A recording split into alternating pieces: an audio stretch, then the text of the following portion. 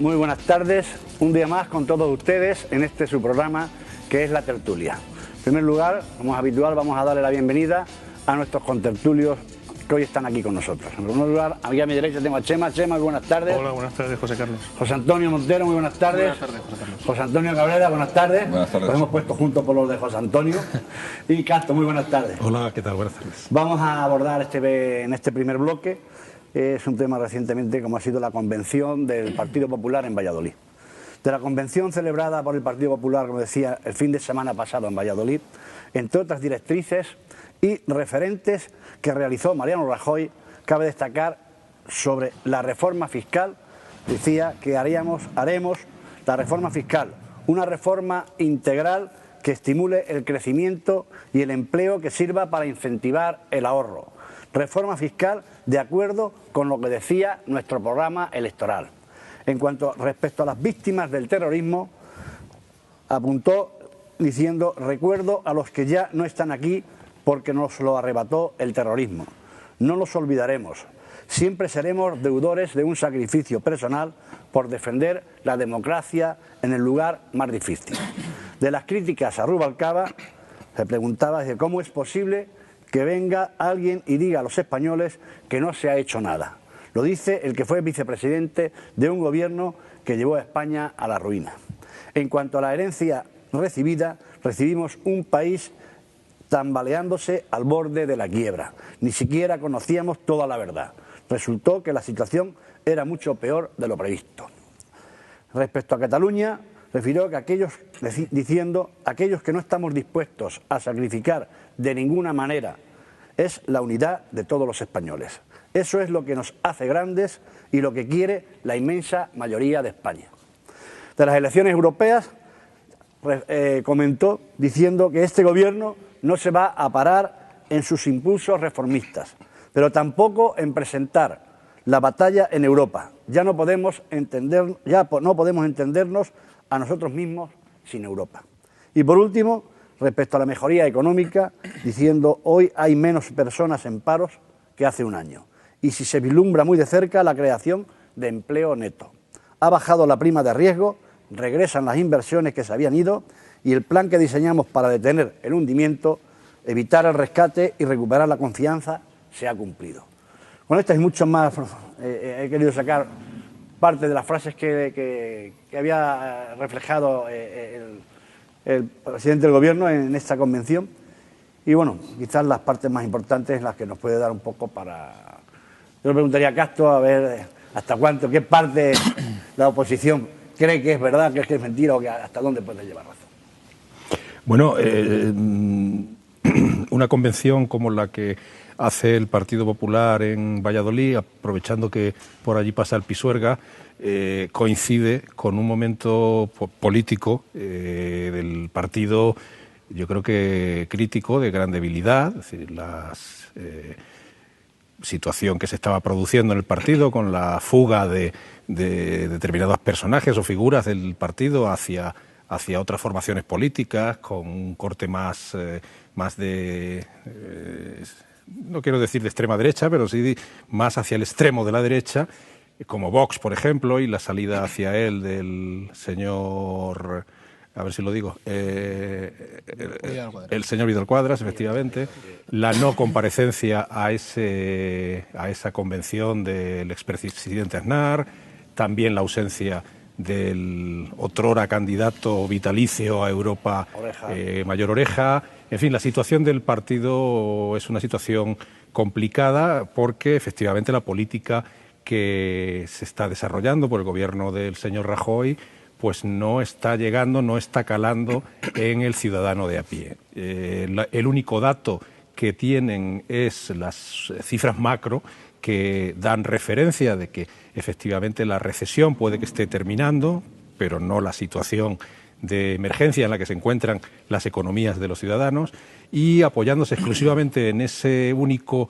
dato, montan una gran orquesta y una gran actividad propagandística en la que tienen poco que contar, y de hecho es que además no cuenta mucho más. Es decir, se presentan un par de discursos, tanto el que hace Mariano Rajoy como el que hace la secretaria general, María Dolores de Cospedal, y a la sazón nuestra presidenta autonómica, discursos vanos, vacíos, es decir, llenos de, insisto, de propaganda más que de información, y que obvian las cuestiones que le están preocupando a los ciudadanos. Es decir, no dicen nada de lo que está pasando con el asunto Bárcenas, que está descarnando internamente al Partido Socialista y que al Partido Popular, perdón, y que está además contribuyendo a que se esté produciendo por parte de la ciudadanía cada vez más esa desafección hacia la clase política en general por ese empeño de no resolver definitivamente un asunto de corrupción que, no olvidemos, está enlazado con otro asunto de corrupción también muy importante en España, como es el caso Gürtel, porque el caso Bárcenas, recordémoslo, es una pieza separada del caso Gürtel, por el que casos que, bueno, que llevan ya demasiado tiempo, además, en los tribunales, con demasiadas, pues yo creo que cortapisas por parte de otros intereses que no sean estrictamente los judiciales, y por el que hasta el momento el único que ha pagado condena es el juez que instruyó la causa, es decir, el señor Garzón, ¿verdad? Algo parecido a lo que está pasando en otros casos, como podría ser el de Bankia con el juez Elpidio, ¿no? En fin, creo que fue un acto propagandístico exclusivamente y que además no le ha reportado los beneficios electorales que se supone que este tipo de acontecimientos deben de tener, ¿no? Porque la última encuesta del CIS, que se publicaba precisamente estos días, todavía le ha dado o trae como resultado, independientemente de la cocina que tiene, que si fuera posible hablaríamos también de ello, esa encuesta, pero sí que hay que reconocer que la encuesta del CIS, en cuanto a datos de campo, en cuanto es la más completa que se hace en este país, en cuanto a muestras, el número de información, bueno, pues está claramente demostrando que el Partido Popular sigue cayendo en picado en intención de voto y en voto directo, y que las cosas no le van bien. Por lo tanto, yo creo que no le salió tampoco bien la convención para revertir o invertir esa situación y esa tendencia al castigo que el ciudadano le está dando cada día más. Bueno, yo pensaba que veníamos a hablar de la convención del PP. No sé, esto de hablar de la corrupción, yo creo que otro día sería un buen tema para hablar, ¿no? El tema de la corrupción. También el PP baja muchísimo, pero lo que está claro es que el PSOE no coge ni un solo voto. También debe ser que le está pasando factura, porque hay una diferencia entre Bárcenas y la corrupción que hay en la Junta de Andalucía, ¿eh? El tema de los ERES, aparte, o sea, el tema de Bárcenas es un tema de un señor puntual, pero el tema de los ERES es un tema institucional. O sea, la Junta de Andalucía, se han perdido dinero cerca de 1.000 millones de euros, o sea que no vamos a hablar de corrupción. Yo creo que corrupción hay en todos sitios, y si hace falta, pues otro día hablamos de corrupción. Y si es el caso ya de UGT Andalucía, ya, bueno, ¿para qué vamos a hablar, no? O sea, se están llevando el dinero de los parados. En fin, yo creo que vamos a hablar de la convención del PP. Yo creo sí, que... porque si no, empleamos otro día. Yo creo que otro día hablamos de corrupción. Pero, lógicamente, vamos a hablar un poco de la convención. El tema de la convención es el pistoletazo de salida, en esa clave hay que interpretarlo, de las próximas elecciones europeas, ¿no?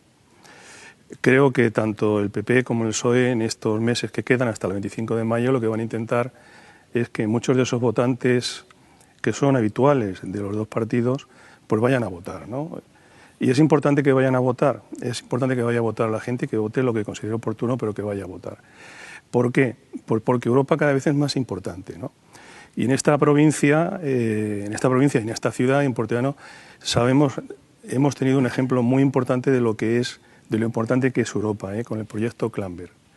El que venga la refinería a Castilla-La Mancha, porque no hay otra biorefinería parecida, nada más que en Gante, creo que hay una. Es una biorefinería, una instalación que va a sufragar la Comunidad Europea con el 80% de la inversión, o sea que sí es muy importante Europa. Aquí se van a llevar proyectos de investigación y desarrollo en Puertollano, en la provincia de Ciudad Real, donde van a venir muchísimas empresas de Castilla-La Mancha, de Ciudad Real y de España, que van a venir a hacer experimentos y a poner en marcha una tecnología que ahora mismo no está desarrollada, y eso va a tener como consecuencia inversiones para Puertollano, seguro, pero también va a haber inversiones en Ciudad Real y va a haber inversiones en España. Y el tema es de tal calado que simplemente un dato, para no aburrir con datos. Para bioeconomía, la Comunidad Europea tiene previsto en el próximo cuatrienio 7.000 millones de euros. Y la Junta lo que quiere hacer con este proyecto, lo que quiere hacer en Portollano es hacer un polo de desarrollo de bioeconomía. Por tanto, es importantísimo que la gente vaya a votar y que existan las mismas mayorías que hagan posible que siga viniendo inversión a Portollano y que se creen puestos de trabajo. Entonces esa es la clave donde hay que interpretarlo, no propaganda. El PSOE hará propaganda exactamente igual en los próximos días, en los próximos meses, de cara a las elecciones europeas. Y en la convención yo me gustaría destacar un par de apuntes de las cosas que han pasado. En primer lugar, ya se ha anunciado que va a haber reforma económica, va a haber reforma fiscal. La reforma fiscal, había una serie de cosas, por eso yo creo que iba yo quería destacar a decir algo sobre ello. Un par de apuntes, si queréis hablamos de todo lo que se habló allí, pero en fin, yo quería destacar dos cosas. Primero, que va a haber una reforma fiscal, que es la reforma fiscal que iba en el programa del Partido Popular y que hasta ahora no se ha podido hacer por las circunstancias y tal como estaba el país, no se ha podido hacer nada más que lo que se ha hecho, o sea, que es salvar el rescate. Y a partir de ahora, ahora que parece que el consumo empieza a repuntar, hacer lo que estaba previsto, es decir, bajar los impuestos a los ciudadanos y de esa manera intentar que el consumo vuelva a subir y que todo empiece a funcionar de nuevo y que de esta manera se pueda generar puestos de trabajo. Y la siguiente cuestión que a mí me gustaría destacar es el tema de la unidad. O sea, hay 3 casos puntuales de gente que ha decidido abandonar el partido, pero eso no pasa nada. O sea, eso en los partidos es una cosa habitual, cada uno tiene su vida y sus circunstancias y se plantea la vida como cree que debe hacerlo. En este caso, pues el candidato a las europeas, Mayor Oreja, pues él ha decidido, lleva ya 10 años en Europa, ¿no? Y hay que ir todas las semanas a Bruselas y volver, y él ha decidido que está cansado y que no quiere seguir en ese puesto. Pues no pasa absolutamente nada. Es absolutamente normal y aparte de las opiniones que pueda tener cada uno, los que estamos en el partido sabemos que no hay ningún problema de unidad, ninguno. Sí, posiblemente quizás el menos esperado que sería el de Oreja, porque el otro que decía Castro de personas así, ha habido ya varias veces intentos de irse, ¿no? Era un poco más esperado, ¿no? José Carlos, mira, yo, abundando un poco en lo que decía Chema, yo quiero arrancar con una cuestión muy clara. Los golfos a la cárcel. ¿Se acabó? O sea, si esto es muy sencillo, ¿vale? ¿El señor Bárcenas dónde está? En la cárcel. Pues es un sitio magnífico para que pase el tiempo que tenga que pasar, que diga lo que tenga que decir y que demuestre lo que tenga que demostrar. Y luego que le condenen. Los golfos en Andalucía, a la cárcel. A día de hoy, el Partido Popular no es un partido que esté condenado por financiación ilegal. Que yo conozca, solamente hay 2 en España. Uno, que es Convergencia y Unión, y otro, que es el Partido Socialista. Ya está. Si al Partido Popular ocurre y alguien lo puede mostrar, pues tendremos que hacer una catarsis y reconocer si ha habido un error. A día de hoy, yo creo que no. O sea, yo estoy convencido de que no. Y los golfos que hay en cada casa, a la cárcel, igual que al que sale un cuñado, pues un poco díscolo. Esto es así. Es decir, y yo creo que esto hay que, personalmente, sin ningún tipo de ambajes.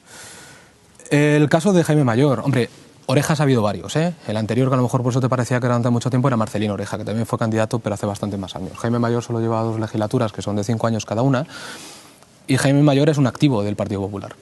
Y yo creo que él se sigue considerando un activo del Partido Popular y amigos suyos, y amigos de algunos militantes más del partido han decidido emprender otra aventura. Magnífico. Yo estoy encantado. ¿eh? Además tú lo has definido muy bien. Partidos que se extienden a la derecha del Partido Popular. Magnífico, encantado. ¿Por qué? Porque no representan el ideario que definen los estatutos del Partido Popular. Ideario que se reafirmó en la convención, ¿eh? Es decir, que a lo mejor nos quedamos en otras cosas, pero si no recuerdo mal, la vicepresidenta del Gobierno, no recuerdo la ponencia, creo que era con Alicia Sánchez Camacho, y yo no tuve la oportunidad de asistir, decían absolutamente claro, el Partido Popular es un partido de centro reformista, magnífico, evidentemente, Alejo Vidal Cuadras lo iba a tener complicado, con ideas de una derecha ultraconservadora. Magnífico, o sea, es complicado, ¿eh? Convivir en una mesa a Monago, que ya sabéis que yo últimamente me estoy haciendo fan, y Alejo Vidal Cuadras era una situación. Bueno, quiero decir, Santiago Abascal o Ortega Lara, pues tienen unas decisiones por cuestiones puntuales. Es lícito. Bueno, también podríamos decir que el caso de Pablo Iglesias, pues coño, Córcholis, es una escisión de Izquierda Unida por la izquierda, y demás. Pues, oiga, mire, está en su absoluta libertad, ¿no? Las convenciones de los partidos, ¿por qué se hacen? Igual que la semana pasada hablamos de la conferencia política, ¿no? del Partido Socialista, el Partido Popular se le llama convención, para reafirmar las ideas, debatir o poder sacarlas a debate, que las ha habido también, y ha habido discusión, bueno, para trabajar en el ideario a lo largo del año. Los congresos, en nuestro caso, y digo en nuestro caso porque sigo siendo militante y espero por muchos años, durante 3 años hay congresos y bueno, se celebran convicciones para que haya participación y preparar las citas electorales y trasladarle a la sociedad lo que queremos o lo que un partido político quiere decir y quiere expresar. Y yo creo que es en ese marco, se han dado ideas, yo creo que claras, concretas y desde mi opinión, que posiblemente puedo estar equivocado, pero sensatas. ¿Por qué? Porque van en la línea de lo que el Partido Popular ha dicho siempre. Oiga, en nuestro ADN está bajar impuestos, no está gravar a las clases medias con impuestos. Y estamos abochornados de tener que hacerlo. Pero es que es lo que nos hemos encontrado, no nos queda más. No tenemos otro remedio. Intentaremos hacer las cosas de otra manera. Oiga, nuestra idea de la vertebración del Estado es muy clara y muy concreta. Apostamos por el Estado de las autonomías, el que tenemos. Oiga, esto es lo que hemos dicho y es lo que estamos diciendo en Cataluña. Oiga, el Partido Popular nunca ha dejado de estar con una sola víctima del terrorismo, pero el objetivo fundamental, yo creo que del Partido Popular y de cualquier otro partido, es acabar con la lacra de ETA. No a cualquier precio, pero tenemos que acabar con la lacra de ETA. Y yo creo que eso tampoco lo ha dejado de decir nadie. Se han dicho cosas, mensajes muy claros, muy concretos y empaquetaditos. Otra cosa que nos podemos perder en que si Mayor Oreja estuvo o no estuvo, dejaba de estar o ha salido un partido por la derecha o por la ultraderecha del Partido Popular. Podemos. Y podemos entrar incluso al CIS. En la irrelevancia. Bueno, en la irrelevancia de que los mensajes que se dan no coinciden con lo que le preocupa a la ciudadanía. Sí, y se plantean. Y podemos entrar al CIS. Y podemos también volver a hablar del vicepresidente del gobierno en su momento, que también era cocinero mayor. Quiero decir, que de cocina Alfredo Pérez Rubalcaba sabe bastante, ¿no?, de las encuestas y de la gestión. Además, fíjate, si no recuerdo mal, con un gobierno del Partido Popular fueron la primera vez que se escogió un creo que es presidente del CIS, que era más o menos consensuado y que no era impuesto por un partido político, ¿no? Bueno, también podemos, si queréis, abordar esa cuestión, o incluso la gran ofensa que se ha cometido en este país, que es decirle al señor Rubalcaba, oiga, proponga, diga cosas, intente echar una mano, y si no, oiga, el señor Mariano Rajoy ha tenido que escuchar que si es un vago, que si es torpe, que si es imbécil, que si no sabe dónde tener la mano derecha, dudar incluso de la orientación sexual o no, que a mí me parece que cada uno haga lo que quiera con su vida, de una forma gruesa y de boca de dirigentes del Partido Socialista, y no ha dicho nadie ni mu. Hombre, y si se ofende Elena Valenciano o el señor Rubalcaba porque le digan que o haga propuestas coherentes encima de la mesa o que por lo menos no enrede, pues complicado resumen, podemos hacer. Yo sabéis que no me gusta intervenir, además como vosotros da gusto, pues no tengo que intervenir, pero un poco por dejar también a Juan Antonio que eran muchos temas. Me estoy aturullando con tantos temas. Yo me voy a centrar simplemente, si me lo permitís, en el aspecto de la recuperación, que ha sido uno de los mensajes que se han vendido. Entonces, vamos a empezar a hablar de la recuperación, por ejemplo, de inversiones extranjeras. Hay inversiones extranjeras que han venido a España, según el botín estaba llegando el dinero a mansalva, para comprar pisos a través de la Sareb a un precio irrisorio y vendérselo a fondos buitres, que curiosamente uno de los fondos buitres, un familiar de Aznar, muy directo como es su hijo, está trabajando en uno de ellos, al que la Sareb le acaba de vender un buen paquete de pisos. Eso en cuanto a la recuperación de inversiones extranjeras. Podríamos hablar de más temas. Por ejemplo, la consolidación fiscal. La consolidación fiscal que tanto nos prometieron, donde después de echar a más de 60.000 funcionarios solamente en educación, sanidad, funcionarios que no tenían que ver con eso, funcionarios contratados, resulta que el crecimiento del gasto improductivo es este año de un 6,9 anual. A pesar, un 6,9. Los datos los tiene Roberto Centeno, el Confidencial. Si no te fías de mí, es economista, yo los he cogido de ahí. Que no he entendido lo que ha dicho, José Antonio. Me refiero que habla exactamente de que el gasto improductivo ha crecido este año un 6,9%. Es decir, déficit. Otro déficit, ya entramos en otro apartado de déficit, que son el déficit de cotizaciones sociales. Este año ha sido 27.000 millones. Se ha tenido que recurrir a la hucha de las pensiones y de seguir así, pues al parecer las pensiones deberían bajar un 21% para que eso estuviese equilibrado. Hablemos también de la deuda. La deuda, que ha bajado y ahora mismo tiene bastante menos intereses. Una de las cosas que hablaban de que la deuda se llamaba Zapatero, pues se han tardado 2 años en poner la deuda igual que Zapatero. Durante estos 2 años la deuda ha subido por encima de Zapatero. Pero bueno, centrémonos en que cuando Zapatero dejó el poder, no alcanzaba el 65%, ahora se acerca al 100%. No está mal, tampoco económicamente hablando. Eso en 2 años. En cuanto al empleo, otra parte importante que también se ha vendido, la creación de empleo, pues con un 26% de paro y un 55% de paro juvenil, 160.000 personas en el mes de enero que han perdido su trabajo, destrucción de empleo fijo para convertirlo en empleo temporal de baja calidad y... Estás confundido en el dato, José Antonio. ¿Cuál? Dime. El paro ha subido en 113.000, pero de todas maneras hay 166.000 personas menos en el paro que hace un año. Sí, y 150.000 personas menos en la Seguridad Social. En cuanto al paro... No, tampoco tienes el dato. Matizo, el dato, en el último año, la Seguridad Social ha tenido 80.000 afiliados más. No. Sí. No. Sí. No. Sí. La última había una diferencia de 100.000. De la última La EPA, efectivamente, porque es que, claro, siempre utilizamos los datos según nos interesa. Paro registrado, registrado, encuesta de población activa, el paro registrado y este mes. Afiliación a la Seguridad Social. Ha habido un descenso en los afiliados a la Seguridad Social. El mes de enero ha sido un mal mes. Además, la prueba de ello es que, además, no han salido ninguno de los políticos de primera fila a dar los datos. En esta ocasión han dejado a un... Se han filtrado un día antes. Claro, y se ha filtrado, efectivamente, porque los datos no sostienen y no compadecen en nada ese canto de alegría que en la convención, volviendo al tema que nos ocupaba, se daba el fin de semana pasado. Es decir, no se correspondía y además era un buen varapalo. Ha bajado la afiliación a la Seguridad Social. Y lo que sí es cierto es que el paro registrado sigue bajando, pero ya se han dado distintas variables que justifican también esa circunstancia. Ahí es donde iba el un segundito. ¿Me dejáis que termine de hacer mi exposición económica, datos macroeconómicos? Hablabas de que ha descendido el paro. Si acabas con un puesto de trabajo fijo y lo conviertes en 4 puestos de trabajo temporales, obviamente acabas con el paro. No hace falta ser Keynes para llegar a esa brillante conclusión. Y es exactamente lo que está ocurriendo. Se está acabando con el trabajo fijo y se está empezando con el trabajo temporal. Se multiplica el número de gente ocupada. Otra cosa está con qué calidad. Simplemente son 2 datos más. La renta disponible de las familias. Este año ha bajado un 10% en los sueldos. Es la más baja de su serie histórica, la de este año. Y cayó un 3,6 en este último año y con una estimación para el 2014 que tampoco tiene perspectivas buenas.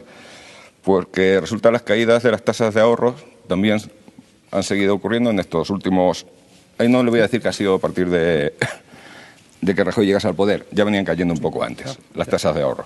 ¿Ya se ha acabado? No, espérate, termino porque... 2 minutos. Me queda, si queréis responder a José Antonio... Me queda sobre las perspectivas de crecimiento hablar de 2 temas. El tema... Pero muy rápido que pueda haber... El tema de que si hay una menor renta disponible para las familias y una menor tasa de ahorro, difícilmente va a haber crecimiento y consumo interno. Si Europa, además, resulta que también tiene un crecimiento raquítico, el tema de las exportaciones va a estar complicado. Y si a eso le unimos la última noticia sobre los mercados emergentes, a los cuales nosotros también les enviamos exportaciones, parece que las perspectivas para este año de crecimiento no son todo lo halagüeñas que el Congreso ha querido vender. Yo creo, y esto es una opinión personal, que el Partido Popular tiene 2 problemas. Uno se llama hemeroteca y el otro se llama realidad. Y parece que no miran ni la hemeroteca ni se molesta de mirar la realidad. Un minuto, Chema, para contestar. Solamente te voy a contestar un par de cosas porque lo he dicho tantas. Vamos a ver, las pensiones no van a bajar. Se ha aprobado una ley y todos los años subirá. Chema, eso es una trampa dialéctica. Eso es una trampa dialéctica. Perdona, una trampa dialéctica. No, perdona. Una trampa dialéctica no es porque el año pasado han subido un 1,7 y la inflación ha sido un 0,2. Estos son los primeros que tienen absoluta constatación de lo que está pasando. Es decir, han recibido una carta para comunicarles a algunos que le subía la pensión este año 40 céntimos cuando el franqueo solamente ya costaba €1. Es decir, es absolutamente vergonzante lo que con las pensiones está pasando. Ya estamos fuera de tiempo. Luego, si queréis, no tengo inconveniente que luego pero continuemos. Bueno, ¿quién nos ha llevado hasta aquí? Por favor, sabéis que tenemos un tiempo. Pero si los españoles saben muy bien cómo estaba España en el año 2004 y cómo la dejó Zapatero en el 2011. Bueno, si eso está clarísimo. Sabéis que no me gusta. Siempre a última hora garantiza mantener la revalorización de las pensiones como mínimo por el IPC. Nos vamos unos minutos a publicidad y después continuamos con ustedes.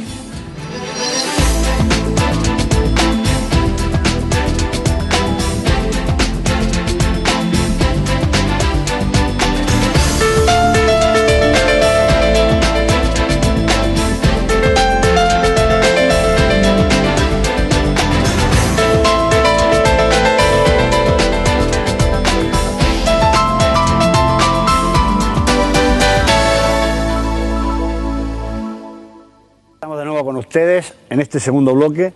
Vamos a empezar con un tema que ha sido bastante debatido en algunos otros canales, como es el cese de Pedro J. Ramírez frente a la dirección del diario El Mundo.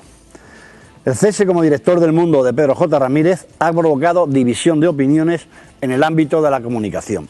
Según algunos, es una posible víctima de sus incómodas informaciones en estos últimos tiempos, como han sido el caso Bárcenas, Urdangarín y la infanta Cristina, o el caso Neymar, que ha acabado con el presidente de la entidad, Sandro Rosell. A hechos que han podido pasarle factura tras ganar muchos enemigos más, y que por tanto se marchará después de unos 25 años al frente de este periódico que fundó en 1989. A la hora de despedirle, la mayoría de los medios intentan ser asépticos con la noticia, sabedores que no les conviene dar demasiada relevancia a un medio de la competencia. El País, que no ha podido evitar dar la noticia con la justa importancia que merece, este diario achaca su caída al fracaso de ventas. El cambio se produce en un momento en el que el diario atraviesa una profunda crisis, tanto en el terreno económico como en el de difusión. Según algunos periódicos, su salida costará bastante y se aseguran que la permanencia, que él continuará en el organismo, en dicha empresa. Y para avivar aún más las dudas, fuentes consultadas aseguran que el nuevo director quiere dar continuidad a la línea seguida por Pedro J. Ramírez en los últimos 25 años. Por último, Pedro J. explicó a las fuentes de la redacción que han sido los propietarios del diario los que han exigido su salida y han señalado las presiones de los poderes como causantes de su cese, aunque no explicó el porqué de estas afirmaciones. Y bueno, con esto yo creo que si habéis estado siguiendo un poco el tema, pues habéis podido constatar la división de opiniones, ¿no? Por un lado se basa todo en que hay una mala gestión del periódico, que hay malas ventas, y por otro que es debido a todas las informaciones o la gente con quien se ha metido. Yo no sé por qué parte, Chema, creo que lo primero es congratularnos porque el nuevo director es Casimiro García Vadillo, que es un paisano nuestro, de La Solana, y además un excelente periodista. No sé si ha estado en esta casa incluso, haciendo alguna entrevista. Y bueno, en fin, yo soy lector habitual de Casimiro, que es un tío además muy agudo. Y bueno, Pedro J. ahora, ha hecho declaraciones echando la culpa prácticamente a todo el mundo de su cese, pero la cuestión fundamental es la cuestión económica. Lleva 3 años seguidos. El primer año, el 2011, perdió del orden de los 150 millones de euros, o sea que ya es cantidad. El 2012 del orden de 500, el 2013 no sabemos cuánto ha perdido. Fundamentalmente el tema ha sido una apuesta personal por hacer un imperio audiovisual en España que no ha cuajado, ¿no? Y de ahí las deudas. Quería hacer un imperio con prensa, radio y televisión. En el tema de prensa compró hace unos años el grupo Recoletos, que estaba Marca y Expansión, y pagó una cantidad, 1.100 millones de euros, me parece una exageración total y absoluta. Luego en el tema de radio tampoco funcionó, al final tuvo que vender todas las frecuencias, la vendió a una filial de Telefónica, creo, y en lo que es televisión ha sido un fiasco total y absoluto, unas pérdidas enormes. La licencia analógica que tenía, ahora tenía 4 licencias digitales, el equivalente, 2 de ellas, Veo Televisión y Marca Televisión, están cerradas, Orbit no funciona, y unas pérdidas tremendas que han llevado a ERES, en fin, un desastre en lo económico, y yo creo que los propietarios del grupo le han dado bastante margen, le han dado 3 años. Yo creo que a cualquier otro profesional no le habían dado tanto tiempo. Y por último, la joya de la corona, lo que era El Mundo, pues ha tenido una bajada de lectores tremenda. El último año había bajado un 20%, pero ya venía con bajadas sucesivas. Y bueno, es cierto que hay una crisis económica que está afectando a todos los medios, pero también es verdad que los lectores habituales, yo era el lector habitual del Mundo y he dejado de serlo, el lector no estaba muy cómodo con la línea editorial últimamente. Y bueno, la bajada de calidad del periódico ha sido también impresionante. Yo recuerdo las páginas Salmón del Mundo, que eran espectaculares, y últimamente ya ni eran, habían perdido hasta el color. Ya no eran de color salmón y los artículos habían dejado de calidad de forma importante. Por tanto, al final yo creo que Pedro J. lo que debía haber hecho es marcharse él. Hubiese quedado muchísimo mejor. y no esperar a que te cesen. Yo coincido en una cosa, y es que los clientes habituales del mundo, los lectores habituales del mundo, estaban probablemente a disgusto con la línea o la deriva que en el último periodo había tomado el diario y sobre todo pues había tomado Pedro J. Ramírez, ¿no? No coincido tanto en que la cuestión sea exclusivamente económica, es decir, la crisis de los medios es general, es decir, tengo delante las cifras y prácticamente todas las grandes cabeceras de prensa escrita están teniendo pérdidas desde los últimos 4 años.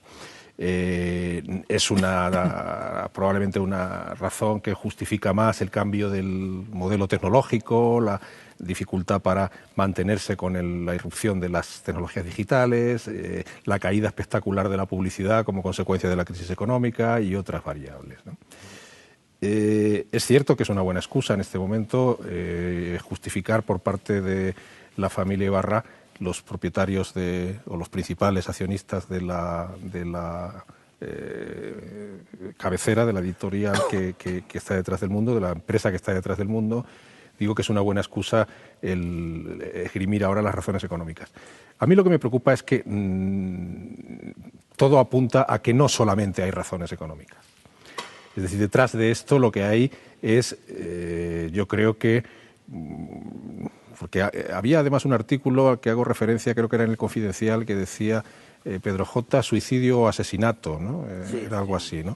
Yo creo que es un poco ambas cosas. Es decir, es verdad que Pedro J. cambia su línea editorial, pasa de salir posando con José María Aznar, su señora Ana Botella, etcétera, celebrando las victorias electorales y levantando el brazo de ambos, con lo que claramente manifestaba o dejaba clara su adhesión y su tendencia a una firma política. Pasa de esa situación a estar, pues siendo el látigo que azota en este momento las causas que están detrás de lo que hemos comentado antes, de los grandes escándalos por los que está pasando en este momento la política nacional, los políticos nacionales y el partido en el poder. Necesariamente esto iba a tener una contrarréplica y la contrarréplica probablemente no sea ya solamente el suicidio, sino también el asesinato. Si entre todos lo tenían, pero o entre todos lo mataban y ella sola se moría, o bueno, he hecho una variación del dicho. A ver, detrás de esta decisión, desde luego lo que está probablemente claro es que hay una intencionalidad también política. Pedro J. ha tocado cosas intocables. Es decir, el partido en el gobierno anteriormente socialista también fue azotado por ese látigo, de Pedro J., que esgrimía o tomaba la espada de Damocles como si fuera el justiciero nacional y el que tal. Pero la izquierda toleró más sus devaneos. Probablemente también la izquierda en este país no tiene el control que tiene la derecha, que tiene el Partido Popular, de los grandes poderes fácticos. Efectivamente, es decir, no se sientan en las mismas mesas y en los mismos... Claro, es así. Ni asisten a las mismas cacerías donde se pactan y se acuerdan determinadas decisiones. Yo creo que Pedro J. no es el primero, es decir, es otro más que se ha atrevido a tocar cuestiones intocables en este país y que en cualquier caso, pues yo coincido con que lo lamentable de todo esto es que al final el cuarto poder, que en otro momento fue la prensa y que podría estar para equilibrar y transmitir información, se ha convertido realmente en un poder sectario al servicio de los poderes políticos. En este caso afectaría a todos, ¿no? Ya os he dado argumentos. Yo quiero decir, y me río, además me río por una cosa, porque es que antes se citaba y se decía que había quien tenía un problema de hemeroteca. Yo creo que el problema que tenemos es de memoria. Y hay que recordar una cosa, cuando se hablan de poderes fácticos y demás y estas cosas, Rubalcaba iba a la misma clase que José María Aznar. Pagaban en el mismo colegio del Pilar y con las familias muy parecidas. Las mesas parecidas. El presidente del gobierno, Mariano Rajoy, también Blesa, ¿no? Blesa también se sentaba. Sí, de hecho, creo que era más amigo de Blesa. Y Jaime Elizabezki también, que también es amigo de Rubalcaba, y ahí va el hombre pasando cargo por cargo. Perdóname. ¿El colegio era público o era religioso? No, religioso y de pago. Y don Alfredo también, y a misa diaria. Solo quería conocer ese Quiero dato. decir, cabal. y los dos republicanos, don Alfredo y José María. Si es que también necesita ocurre lo mismo con los colegios religiosos. Perdóname, que acabo además con las risas porque, hombre, Zapatero creo que también iba al mismo cole que don Mariano Rajoy. ¡Ostras! Es complicado. Estaba en León. Bueno, sí, claro, y en León no había más colegios, evidentemente. Uno posiblemente iba al colegio de obreros de los mineros de León y tal, donde se les enseñaba, o a la escuela de adultos, y el otro al de pago. Claro, efectivamente, por eso compartían clase. Bueno, quiero decir, la cuestión es la misma. A mí me hace... perdona, Castro, a mí me hace mucha gracia cuando hablamos de estas cosas, quiero decir, y tenemos falta de memoria. Pedro J, que como buen muerto, ahora es bueno, quiero decir, cuando te mueres y a Pedro J muerto o asesinado, ahora es bueno, que es un periodista de raza, que es un tío que hay que subir a los altares, que justicia, que tal, no sé qué. A Pedro J ya lo han matado otra vez, que sí, hombre, sí, y lo mataron por lo mismo que ahora. A Pedro J lo mataron de Diario 16 porque se le ocurrió hablar de la mayor institución de este país. Y no lo mata el presidente del gobierno. Y no lo mata el Partido Popular.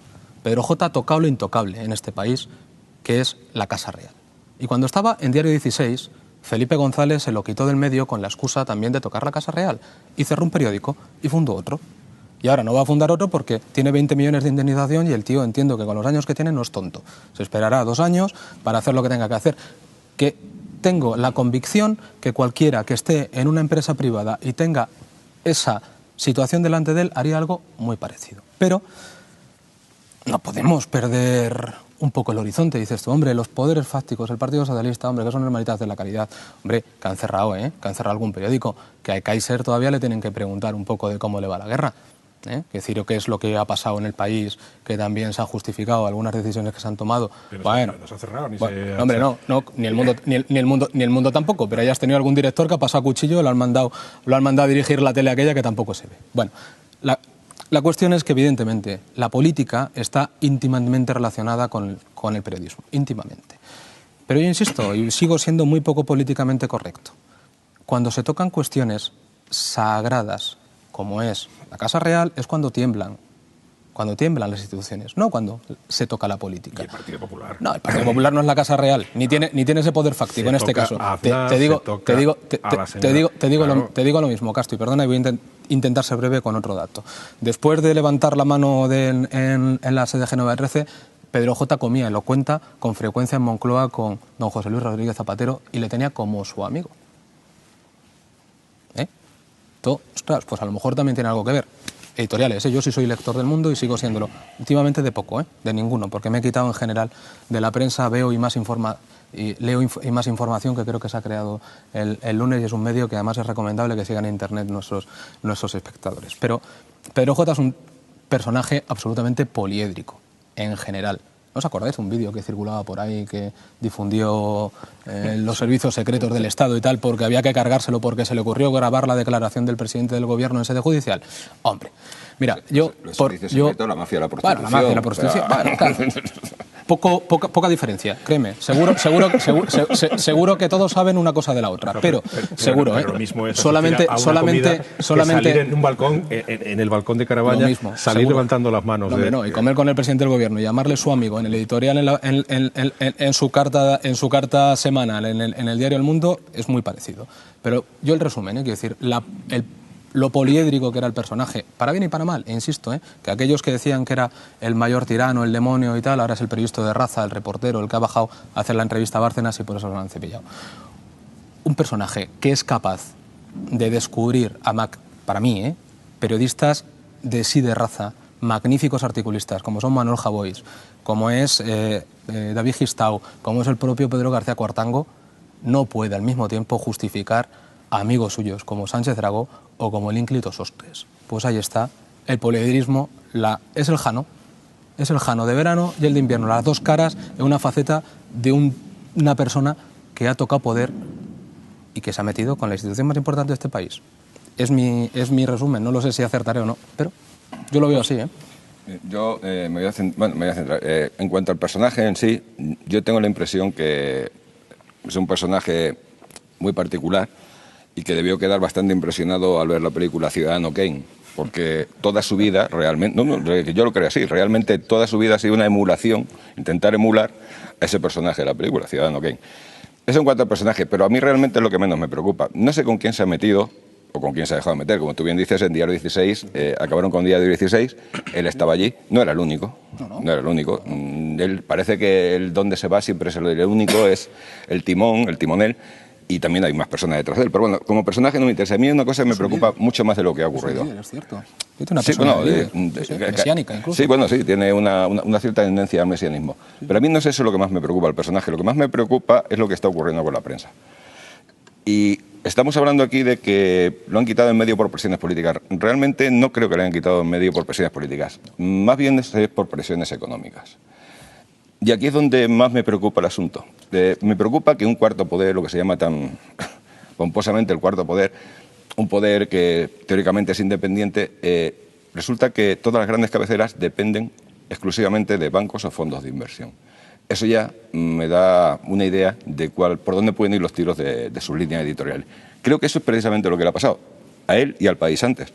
Porque una de las cosas, le ha pasado a todos, porque resulta que... En todos los países, claro. De ahí que me interesa mucho más ese problema. El problema de qué pasa con la prensa y si de verdad puede haber una prensa independiente cuando esa prensa está en manos de intereses económicos, de grupos económicos, que utilizan la política como mera correa de transmisión. Te pondré un ejemplo. Hoy venía, por ejemplo, una noticia sobre Pedro J. Ramírez y otro personaje también, que se oye mucho hablar, que es Wyoming. Y estaban hablando de que también quieren quitarse de medio a Wyoming. Sí, pero fíjate, yo el otro día oía en un debate de esto, en el que, un poco apoyando lo que tú decías, en que realmente dice, hoy controlan los medios de comunicación, por ejemplo, en teoría gente que es muy de derecha, y sin embargo están permitiendo, por ejemplo, en La Sexta, el programa de Wyoming, en otros medios, programas que son muy apoyados, lógicamente, de la izquierda, y viceversa, es decir, que hay grupos que son más bien de izquierda en que permiten... Eso es el fulanismo. Eso es lo que decía el otro día. Gubernamental, y perdonadme la expresión, porque efectivamente la prensa, yo coincido con el análisis, además también coincido bastante con lo que decía José Antonio M, en el sentido de que es verdad que en este caso ha tocado también a la Casa Real, pero bueno, también ha tocado otras cosas y toca el poder económico. Es decir, yo no defiendo en absoluto la línea periodística ni la línea de pensamiento que ha hecho Pedro J. a lo largo de su carrera, en absoluto. Y no voy a hacer ahora de defensor porque lo hayan hecho víctima de una situación, sino que voy más a lo que también decías tú, es decir, a la situación en la que está el periodismo, sobre todo el periodismo escrito. Alguien decía, bueno, siempre nos quedará Internet. Ojalá que efectivamente Internet no vaya por los mismos derroteros, pero en este momento en España, el peligro que se está corriendo en España probablemente sea un fenómeno más global. Pero el problema que se está corriendo es que la prensa escrita en este momento está al servicio de los poderes en general, de los poderes en general. Y son poderes los poderes, es decir, el poder económico, el poder político, fundamentalmente. Y solo quería, con respecto a lo del tema de Wyoming, no es que se quiera meter a Wyoming, es simplemente para hacer una perspectiva a futuro. Sí es cierto los rumores que se estaban comentando. Sí, como tú bien dices, parece que algunas líneas editoriales, como por ejemplo la 3 Media, permite hacer eso y los razonamientos que dan son inapelables. Si son empresarios, como dicen ser, es evidente que un producto que te cuesta poco dinero y por el cual obtienes un gran resultado, sería estúpido dejarlo. Y aquí viene la segunda parte del rumor de hoy. Al parecer su cabeza va a depender de si al señor Lara le van a vender parte de Adif. Es el cambio de ficha. Y eso es lo que verdaderamente me preocupa. Me preocupa que la información y la prensa esté en manos de simplemente mercaderes con cambios de ficha.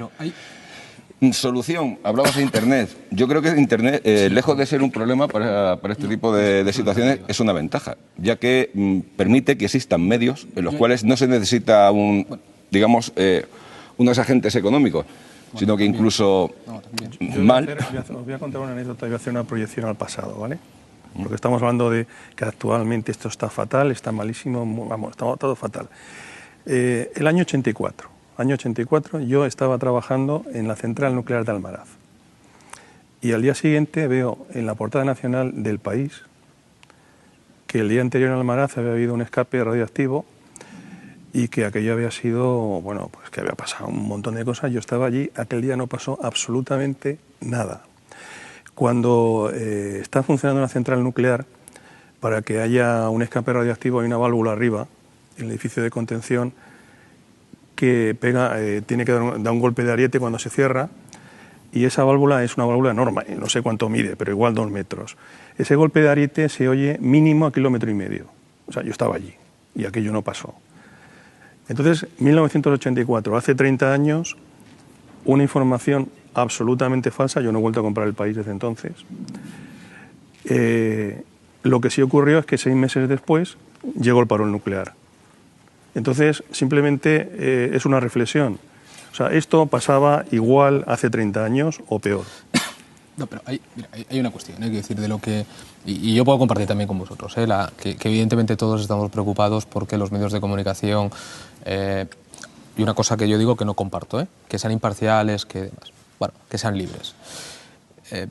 Yo lo que sí me preocupa es que todos los medios de comunicación estén en manos de los mismos. Esto me preocupa mucho. Pero en este país, digo este país porque por suerte o desgracia, yo creo que suerte, estoy orgulloso de vivir donde vivo aquí.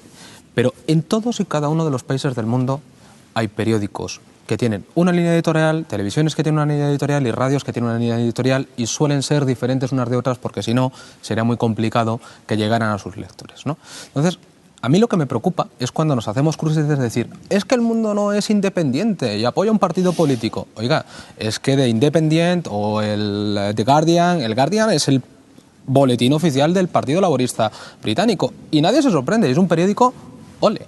Igual que The Times, el boletín del Partido Conservador. Muy bien, igual que Le Monde. Todo el mundo sabemos que es un partido cercano al Partido Socialista francés. Libération es el órgano de expresión del Partido Comunista. Además, el Partido Comunista francés con dinero en Libération, si no me equivoco. Y todo el mundo sabe que, recuerdo cómo es, Le Figaro es el partido del UMP, de la derecha y del centro derecha francés. Oiga, pues ya está, no ocurre nada. Quiero decir, cada uno vamos al kiosco y compramos lo que queremos comprar. A mí no me verán comprar La Razón. Pues no me gusta la línea editorial de La Razón.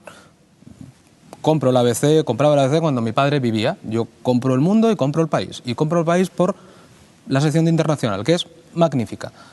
Pues es mi libertad de gastarme, creo que son ahora 3 euritos, en lo que quiero comprar. Y no me ofende que el resto de los periódicos digan... Con esos 3 euros puedes leerlos sí, todos si quieres. Claro, pero no me ofende que el resto de los periódicos digan lo que tienen que decir. Cada medio de comunicación tiene que tener su línea editorial. El problema es cuando esa línea editorial está coartada por cualquier otra cosa. Es igual que si en esta casa, en Más Televisión o en cualquier otra televisión, toman decisiones, bueno, pues porque tienen una editorial concreta. ¿Quién soy yo para criticarla, asombrarme o echar las campanas al vuelo con alguna cuestión parecida? La cuestión es, creo yo, la uniformidad que van tomando los medios de comunicación. Eso sí me preocupa. A mí personalmente eso es lo que sí me preocupa. Que para alguien comprar El País y El Mundo sea parecido, eso sí que me preocupa. Es muy generoso de llamar, discúlpame un segundito, línea editorial a lo que se está convirtiendo realmente en una servidumbre del patrón que te paga, es decir, pero oiga, no le compre. De la mano que te da de comer. No le compre. Cuando no venda periódicos lo cerrarán. Es así de sencillo. Sí, al director del Mundo lo han echado por no vender periódicos entre una serie de cosas. Estamos diciendo que no. Estamos diciendo que llevamos 4 años con pérdidas en todos los periódicos. Es un problema importante por los puestos de trabajo que genera. Pero tendremos que reinventarnos. Solo quería terminar con esto con un matiz. A mí verdaderamente lo que me preocupa... Francia y en Inglaterra, perdóname, en Italia se siguen vendiendo periódicos. Sí, y también tienen problemas. Sí, pero bueno, se siguen vendiendo. Simplemente, yo lo que quería decir, que a mí lo que me aterra es que esto termine por convertirse, creo que fue Orwell el que lo decía, decía, cuando los periódicos, o sea, cuando la información empieza a ser rentable, la verdad deja de tener interés. Y eso es lo que me preocupa. O sea, que tengamos una prensa en la cual todos seamos conscientes de que tienen intereses y dónde queda la verdad. Disculpa, 2 ejemplos muy claros. Mediapart, que es un medio virtual francés de izquierdas que está destapando todos los casos de corrupción con suscriptores, y en España creo que se llama Infolibre, con suscriptores, y el diario que fundó Escolar, con suscriptores. El que quiere colabora. Y es una opción. Esa me parece la única salida de la situación de la prensa. La prensa escrita está dejando de ser un medio de información para convertirse si lo tienes aquí delante. en instrumentos de poder. ¿No? Además, había una cita también refiriéndote a eso, lo que decía el fundador de la Tribuna de Chicago, ¿no? Que decía cuando daba el consejo de cómo se debe de dirigir un medio escrito, ¿no? Y decía, simplemente dando noticias. Solamente para acabar, José Antonio, lo que estaba diciendo. O sea, para ser un medio independiente, si Pedro J. quería ser independiente, lo que no tiene ningún sentido es que se metiese en la aventura que se metió y que estuviese debiendo el dinero que debía a un montón de, lo habéis comentado, de bancos, etcétera. Cerramos con esa reflexión tuya, Chema.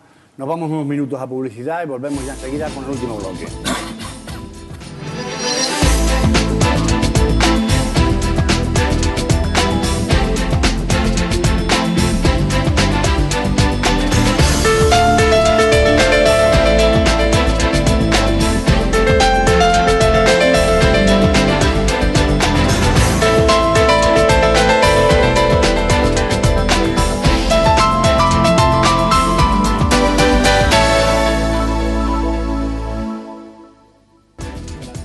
Con ustedes vamos a abordar ya este último bloque y hoy vamos a tocar un tema que la semana pasada lo dejamos porque se nos alargó uno de los bloques y creo que es un tema lo suficientemente interesante como para no dejarlo, y es la reforma en la ley de los parques nacionales.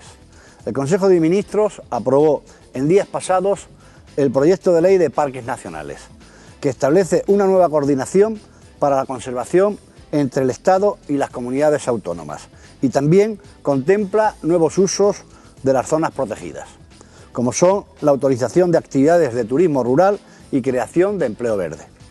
Y ha emitido un informe en el que alerta de que hay que revisar la constitucionalidad de los nuevos elementos que incluye la ley.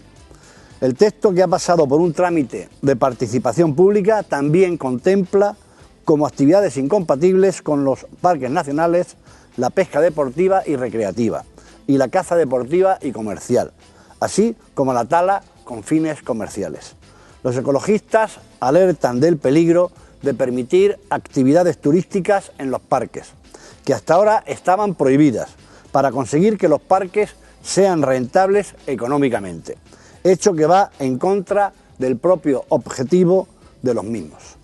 Por otro lado, el Consejo de Ministros ha aprobado la ampliación del Parque de las Tablas de Daimiel.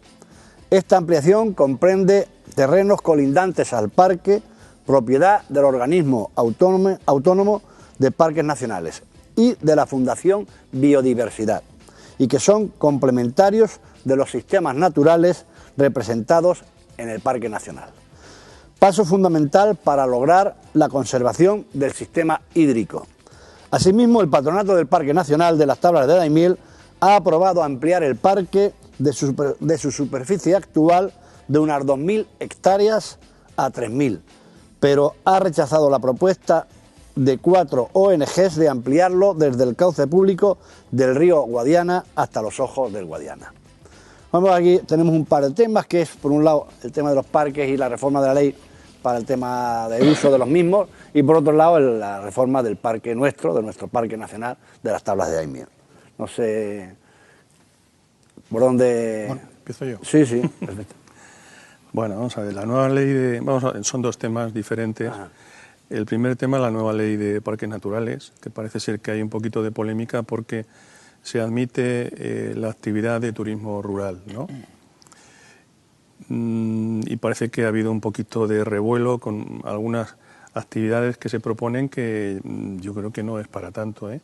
Se estaba hablando de hacer vuelos sin motor en el Parque Nacional de Guadarrama, que no veo yo la incidencia que puede tener sobre las especies y la flora que hay allí.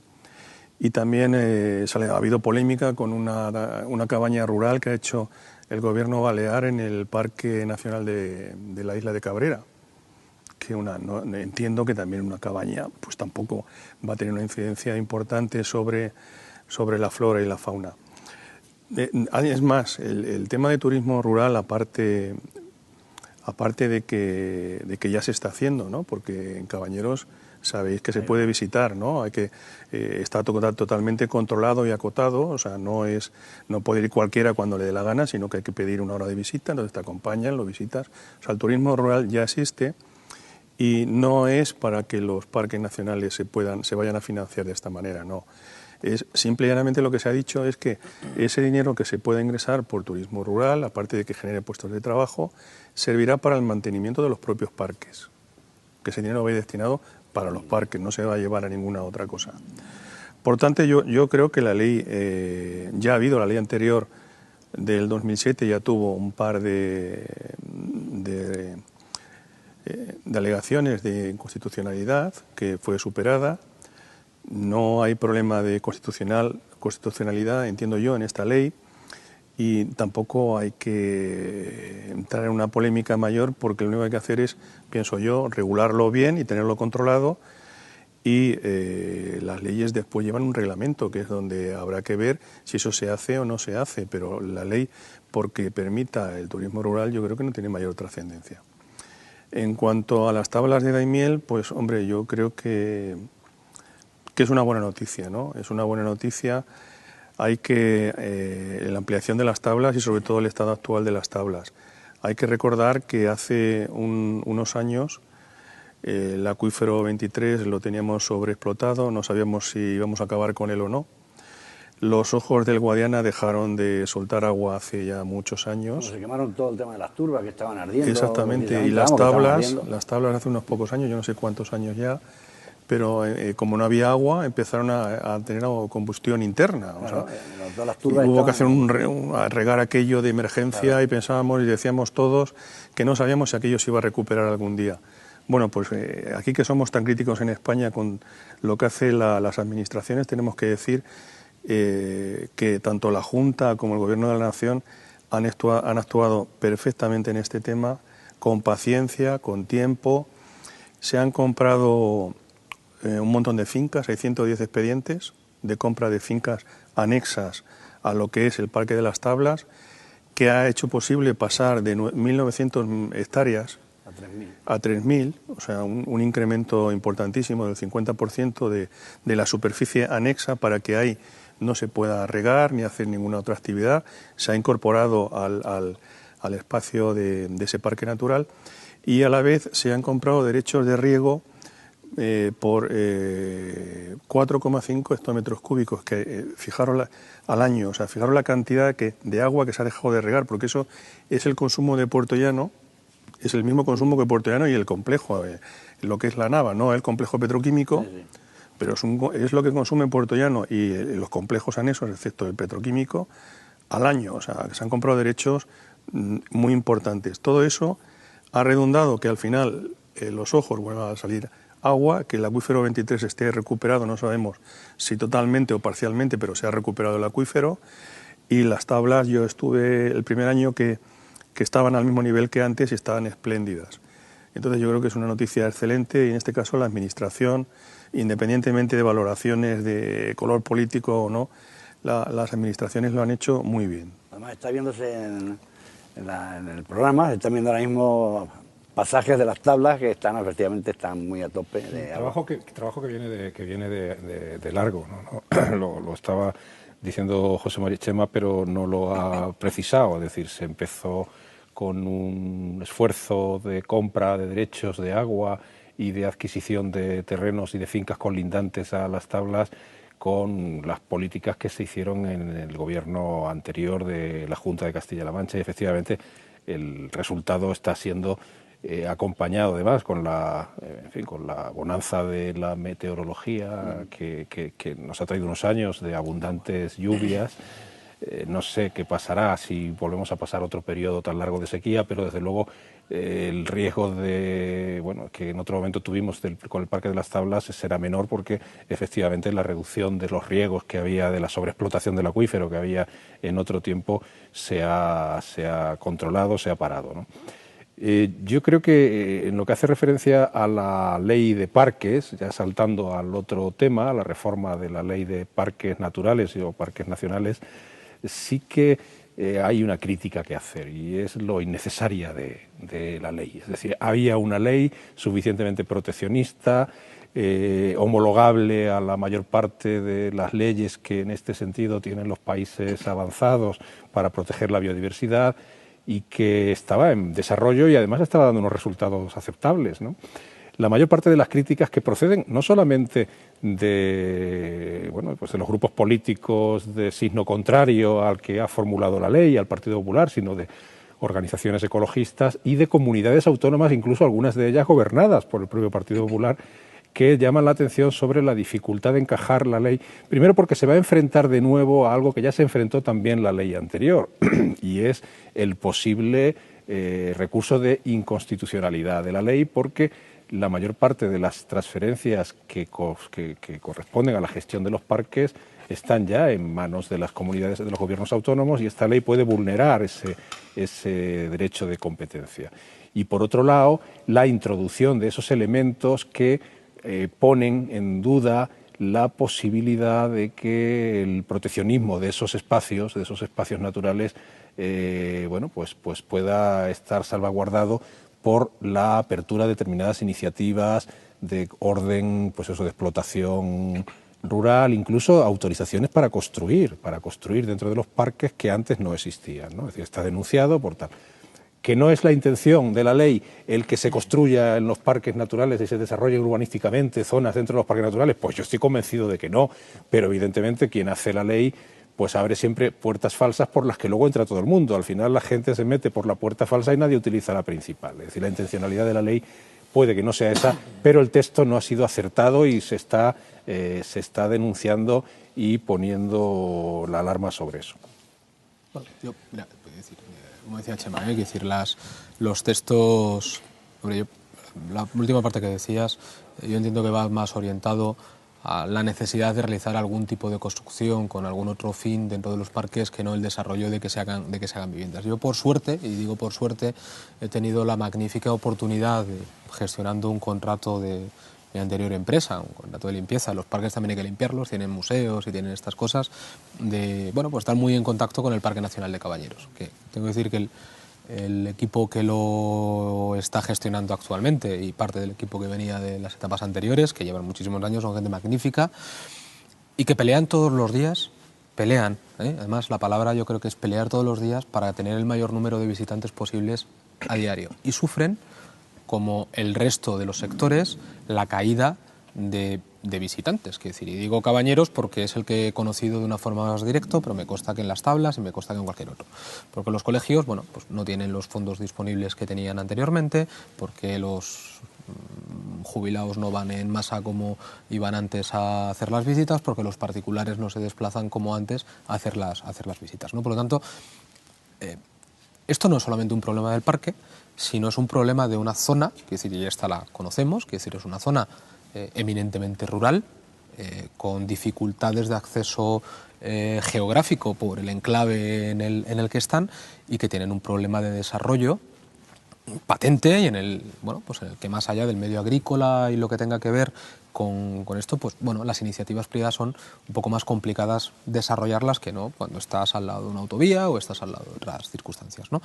Por lo tanto, bueno, pues los negocios aledaños y los propios vecinos pues ven cómo su economía también se resiente, por lo que decíamos antes, por una cuestión del consumo, ¿no? Que además, me vuelvo al primer tema, el presidente Rajoy ha dicho claramente que él es consciente de que las cosas no van todo lo bien que él quería, ¿no? Igual que lo somos todos.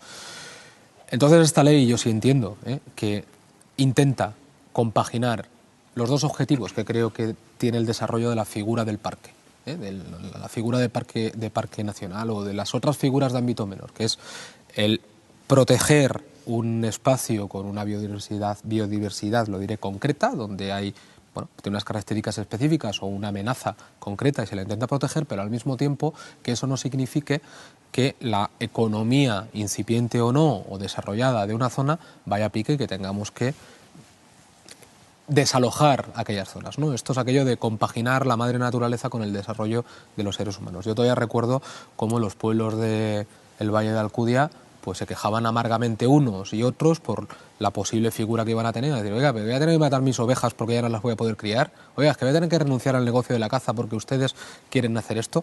Bueno, seguro que tenían razón o que no tenían razón, pero creo que es legítima normalmente esa preocupación, porque hay gente que vive de esto, o sea, que vive de una forma legal. Evidentemente, lo que hay que evitar que haya una sobreexplotación, ¿no? El hecho de que haya turismo, lo hay en las zonas aledañas, como bien decía Chema, está muy acotado. Es decir, las contratas externas no podíamos entrar al parque con vehículos externos, con un control muy concreto de los productos que se utilizan y demás, porque evidentemente tiene una preocupación extrema. Pero hay visitantes, y no solamente visitantes, sino que hay personas algunos de ellos personajes que duermen en las diferentes habitáculos que hay a disposición para esto, desde voluntarios que pasan los veranos en masa, voluntarios que van a echar una mano a la conservación y demás, 50, 60, 70 personas que están durante 3 meses viviendo en el parque con unas normas determinadas y no lo han destrozado todavía. Por lo tanto, quiero decir, yo entiendo que cuando hay un control, y en esto sí soy intervencionista, de la gestión de un espacio, pues todo, yo entiendo que todo es compaginable, ¿no? Y por acabar, yo evidentemente comparto lo que decís, que los gobiernos, el gobierno del Partido Socialista, yo no tengo ningún tipo de pena en contarlo, ¿no? Y los últimos consejeros dieron un empujón muy importante a la recuperación de las tablas de Daimiel. También es cierto que se generaron unos conflictos, bueno, también por intereses económicos con los agricultores de la zona, y a mí me vais a dejar que rompa ahora una lanza en favor de la que yo creo que es una magnífica consejera de Agricultura, que es Marisa Soriano, que con mucho esfuerzo ha sido capaz de hacer cohabitar esos intereses de los agricultores, que para aquella zona es tremendamente importante porque comen de aquello, o sea, comen de lo que sacan de la tierra, y me vais a perdonar la broma, con que los patos evidentemente estén protegidos, que también se lo merecen, ¿no? Entonces, bueno, yo también quiero romper la lanza en el trabajo que ha hecho Marisa, continuando el trabajo que se había hecho anteriormente. Yo estoy de acuerdo con todo lo que se ha dicho hasta ahora, pero a mí hay una cosa que sí me preocupa con el tema de la ley, es qué modelo de explotación se va a dar. Porque, claro, si se da un modelo de explotación como, sin que sirva precedente por mi parte, como la explotación que se da de los parques naturales americanos, a mí no me parecería mal. Yo, por ejemplo, lo que temo es que con ese modelo de explotación del que se pretende, no lo sé, desconozco la ley, pero me da la impresión, si se centra en la caza particularmente, es que lejos de ser un lugar de disfrute para todos los ciudadanos, va a ser un lugar de disfrute para ciertas élites. En el tema de la caza me parece que es paradigmático. Sí, está prohibida, pero... No, la caza está prohibida la caza con fines lucrativos. Cazar se caza. Cazar se caza en los parques naturales, que esto también hay que contarlo. Se caza cuando hay un exceso, hay descastes, se caza y se caza cazan normalmente la gente de las poblaciones de alrededor. Bueno, sí, pero generalmente. Sí, generalmente. Pero a mí lo que me preocupa de esta ley es qué modelo va a instaurar. Si va a instaurar un modelo donde, por ejemplo, centrándonos simplemente en el tema de la caza y la pesca, donde van a ser monterías para ciertas élites, pues no me parece un modelo de explotación. Esto no lo dice la ley. No, digo que me refiero que desconozco qué modelo de explotación se van a dar ese tipo de parques. Yo estaría de acuerdo con un modelo de explotación como el de los Estados Unidos, donde cualquier ciudadano puede acceder al parque incluso para cazar, llevando una serie de control, pidiendo tu... Yo creo que no, fíjate. Digo que... La ley refuerza el poder de los propietarios de tierras aledañas sobre la gestión del parque y sobre la influencia del parque. De poder hacerlo. Eso digo que me preocupa. Y luego hay otro tema que me preocupa, por ejemplo, que es que no se convierta en lo que pretenden hacer en la Almoraima, en Cádiz. Porque claro, si el modelo de explotación va a ser turismo rural, pero el turismo rural va a ser con campos de golf y hoteles de 4 estrellas, claro, tendríamos que conocer con mucho más detalle exactamente qué va a permitir la ley para poder hablar de ello. Cuanto al tema de las tablas de Daimiel, para mí me parece perfecto lo que se hizo antes y lo que se está haciendo ahora. Es de las pocas ocasiones en las que tengo que admitir que no ha habido ningún problema con eso, porque parece que todos hemos estado de acuerdo en el tema. En cuanto al tema de los agricultores, cuidado, hablamos de agricultores y siempre pensamos en el agricultor con su furgonetita y demás. No, lo que estamos hablando alrededor del parque, estamos hablando, quiero recordar que casi un 60% del parque estaba en manos de solamente dos personas. De grandes propietarios. El tema de los pobres agricultores de Daimiel habría que matizarlo mucho. Porque aquí realmente lo que le está perjudicando son a los grandes propietarios. Espero, un ejemplo simplemente, hace como 6 meses creo recordar, aparecieron fotografías de uno de los ojos del Guadiana cerca de Villarrubia de los Ojos, que estaba manando. Una fotografía 2 días después aparece que estaba tapada. Pero, José, estaba tapada esos ojos.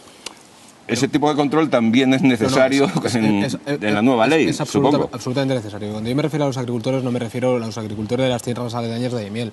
Como bien ha dicho José Carlos en su exposición, y Chema también lo ha reforzado, la sobreexplotación del acuífero 23, que no es Daimiel, quiere decir que viene de lejos, no tengo el dato. Hasta Albacete. Y viene desde ahí. La utilización y la permisividad en la explotación con pozos ilegales, que los había, Y creo, yo ya sabéis que me he convertido en el políticamente incorrecto de esta tertulia. Lo sabía. Y había agricultores que lo estaban utilizando de forma ilegal. Lo sabía. Y lo sabía, quiero decir, porque ha habido más de 1000 expedientes de regulación. Que los inició el Partido Socialista y que, bueno, insisto, que decir, los hizo un gobierno del Partido Socialista y me parece bien.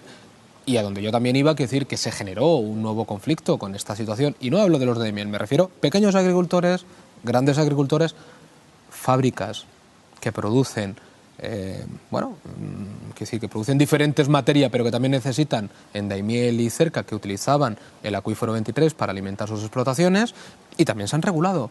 Y se han tenido que sentar a una mesa y decir, oiga, esto es lo que hay. Y esto lo han conseguido, evidentemente, diferentes consejeros, y es a lo que me refiero.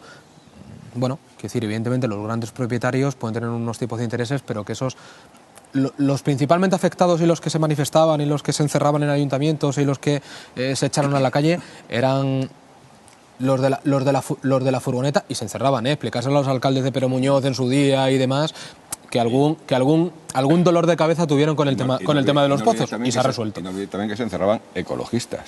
Sí, sí. O sea, se encerraban los dos. Sí, claro, sí, claro.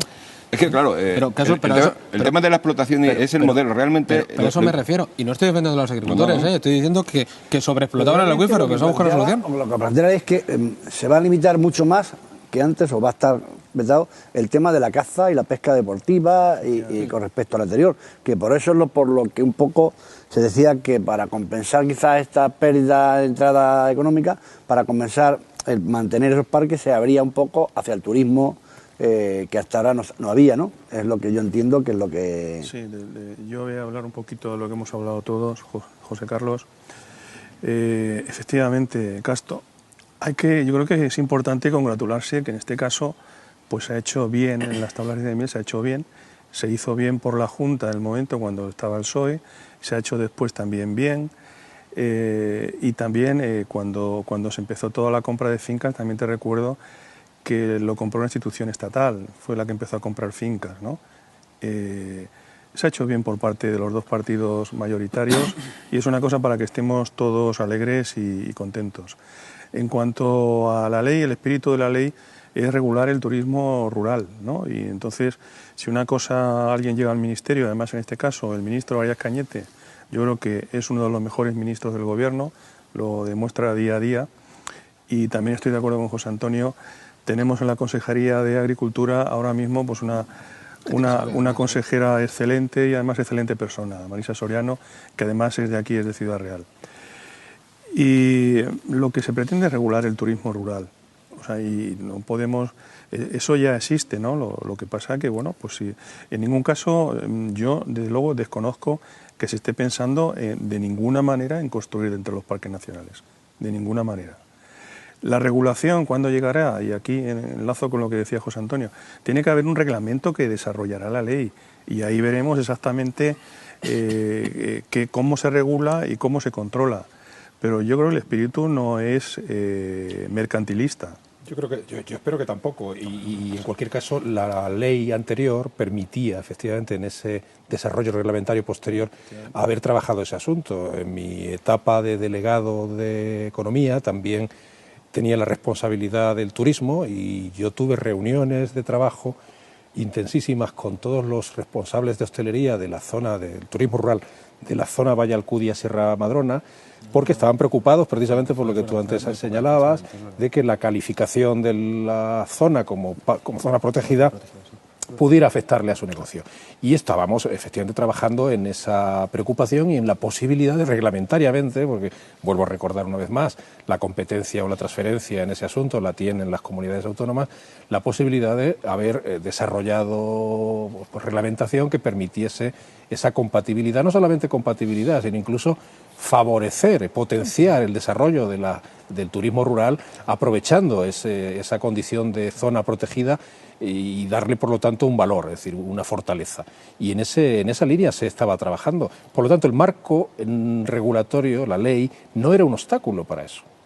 El problema de haber introducido nuevas, como antes yo señalaba, puertas falsas, es lo que puede hacer temer independientemente de que la intención y la voluntad del legislador haya sido en este caso absolutamente sana y sincera, pero que esa puerta falsa podría abrir a intereses especulativos, porque no olvidemos lo que estábamos diciendo, la mayor parte de las zonas declaradas como zonas protegidas están rodeadas normalmente de fincas de grandes propietarios. El que a esos grandes propietarios se les esté dando la posibilidad de gestionar, de intervenir en la gestión de los parques y en la gestión de los parques, es algo que pone en duda si la ley realmente va a ser un avance más en esa conservación de la biodiversidad o puede constituir un paso atrás. Bueno, yo creo que ha estado suficientemente debatido. Nuestros espectadores han estado viendo, además, disfrutando de unas magníficas imágenes sobre las tablas de Daimiel, cosa que algunos no lo habéis visto. Así que les damos las gracias, como no, a todos a vosotros por haber venido y a todos ustedes por habernos seguido un día más, esperándoles, estén con nosotros y compartan su tiempo la próxima semana. Muy buenas noches y muchas gracias.